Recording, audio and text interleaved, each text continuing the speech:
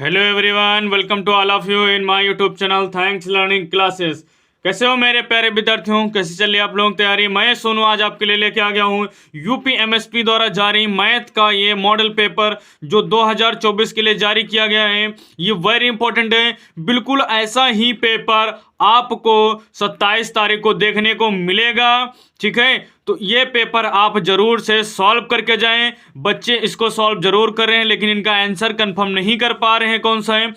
तो मैं आज आपको इस वीडियो में सिर्फ और सिर्फ एमसीक्यू के आंसर बताने वाला हूं। तो वीडियो शुरू से अंत तक जरूर देखें जिससे आपका डाउट जो है इसमें क्लियर हो जाए और हर एक सही क्वेश्चन आप मार्क कर सकें, उसकी तैयारी अच्छे से कर सकें। आप लोग तैयारी कहीं ना कहीं शानदार है ही। अब देखना ये है, सिर्फ रिवीजन करना है, तैयारी करनी है।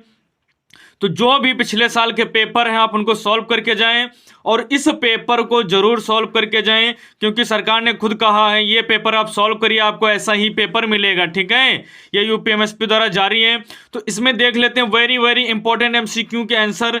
ठीक है, तो पहला क्वेश्चन देख लेते हैं। किन्हीं दो संख्याओं का एलसीएम 60 तथा एचसीएफ 3 है, एक संख्या 12 है तो दूसरी संख्या होगी। मैं आपको डायरेक्ट आंसर बताऊंगा जिससे कि आप अपनी तैयारी जल्दी कर सकें क्योंकि समय बहुत ही कम है, एक दिन का समय बचा हुआ है। तो तैयारी आप अपनी देख सकते हैं क्या चल रही है। तो क्या हो जाएगा इसका आंसर, पहले क्वेश्चन का दूसरा आंसर बिल्कुल सही हो जाएगा, 15 आंसर आ जाएगा इसका। ठीक है प्यारे विद्यार्थियों, नेक्स्ट क्वेश्चन देख लेते हैं। क्वेश्चन नंबर 2 है, एक शून्येतर परिमेय संख्या और एक अपरिमेय संख्या का गुणनफल होता है, कैसा होता है, सदैव अपरिमेय संख्या।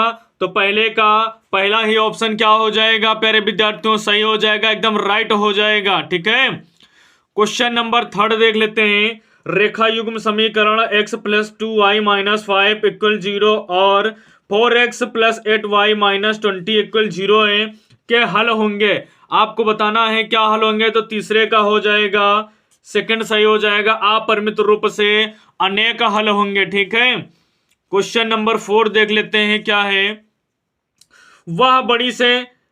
वह सबसे बड़ी संख्या जिससे 70 और 125 को विभाजित करने पर क्रमशः शेष फल 5 और 8 प्राप्त होता है, तो कौन सी संख्या है। तो वह संख्या हो जाएगी 13। चौथे का आंसर पहला सही हो जाएगा। क्वेश्चन नंबर 5 है, 3 के प्रथम 5 गुणजों का योग होगा तो 5 का एक पहला सही हो जाएगा, क्या हो जाएगा, 45 बिल्कुल सही हो जाएगा।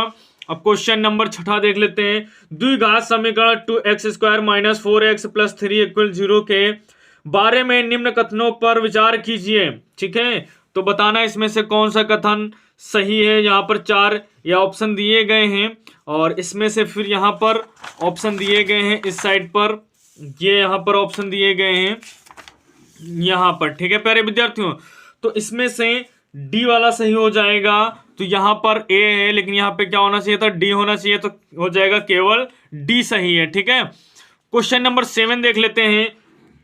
ए ओबीसी एक आयत है जिसके 3 शीर्ष ए ब्रैकेट में 0,3 0 ब्रैकेट में है। ठीक है, 0,3 और बी 5,0 है, इसका विकर्ण है। आपको विकर्ण बताना है, क्या हो जाएगा। तो 7 का 3rd बिल्कुल सही हो जाएगा, √34 क्या हो जाएगा, इसका आंसर आ जाएगा। ठीक है प्यारे विद्यार्थियों, क्वेश्चन नंबर 8 देख लेते हैं। यदि समीकरण x² + kx -5/4 = 0 का एक मूल 1/2 है तो k का मान है। k का आपको मान बताना है, तो k का मान क्या हो जाएगा, k का मान 2 हो जाएगा, 8 का पहला ही ऑप्शन सही हो जाएगा। क्वेश्चन नंबर 9 देख लेते हैं। दो त्रिभुज समरूप होते हैं, कैसे होते हैं, 9 का हमारा 3rd सही हो जाएगा। उपयुक्त दोनों यानी कि यदि इनके संगत कोण बराबर हो, इनकी संगत भुजाएं एक ही अनुपात समानुपाती में हो। ठीक है, तो ये दोनों ऑप्शन क्या हो जाएंगे, सही हो जाएंगे प्यारे विद्यार्थियों। क्वेश्चन नंबर 10 है। यदि एक समकोण त्रिभुज एबीसी में कोण सी कितना है, 90 डिग्री है, एसी हमारा 3 सेंटीमीटर है और बीसी 4 सेंटीमीटर है, तो बिंदु सी से जाने वाली माध्यिका की माप है। तो क्वेश्चन नंबर 10 का पहला हो जाएगा 2.5 सेंटीमीटर। प्यारे विद्यार्थियों, अगर वीडियो पसंद आ रहा है तो वीडियो को लाइक करें, कमेंट करें और चैनल को सब्सक्राइब करें जिससे आपको नोटिफिकेशन मिल सके और आपको हेल्पफुल वीडियो लगातार मिलते रहें। क्वेश्चन नंबर 11 देख लेते हैं।